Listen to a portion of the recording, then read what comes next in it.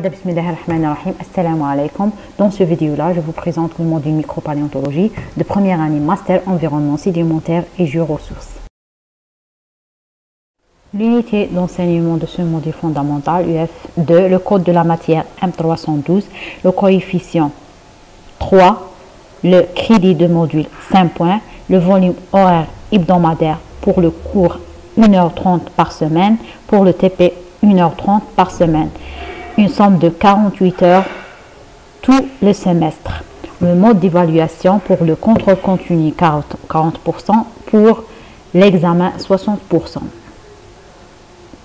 L'objectif du module micropaléontologie, c'est permis aux étudiants de première année master de connaître les différentes techniques d'étude des microfossiles, comme par exemple lavage des marnes, préparation des microfossiles, analyse et trait des microfossiles, et enfin connaître quelques microfossiles sous la loupe bi. Le contenu du module micropaléontologie ou bien le programme de micropaléontologie contient 3 grands chapitres.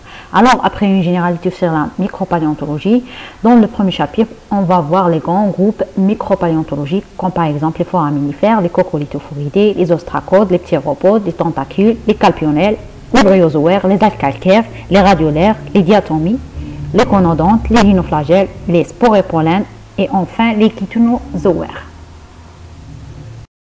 Pour le deuxième chapitre, on va voir le groupe de microfossiles des foraminifères en détail, où on va baser sur la systématique et la classification des foraminifères et l'écologie des foraminifères. Pour le troisième chapitre, on va voir les foraminifères au cours des temps géologiques, où on se base sur l'intérêt biostratigraphique des foraminifères et l'intérêt paléo-environnemental ou bien paléoécologique des foraminifères au cours du temps géologique.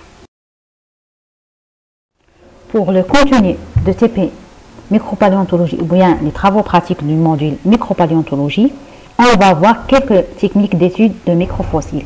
On va faire des séances de lavage des marnes dans le laboratoire. Ensuite, on va faire des séances de tri de ces marnes pour voir quelques microfossiles sous la loupe biloculaire.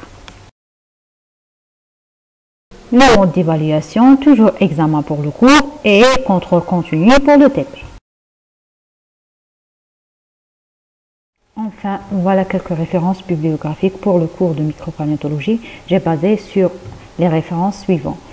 Le livre de micropaléontologie de Pig en 1982, qui se trouve au niveau de la bibliothèque. Le cours de paléontologie et micropaléontologie de M. Smaïl Challat et le manuel de micropaléontologie manuscrit en ligne depuis le 25 décembre 2011.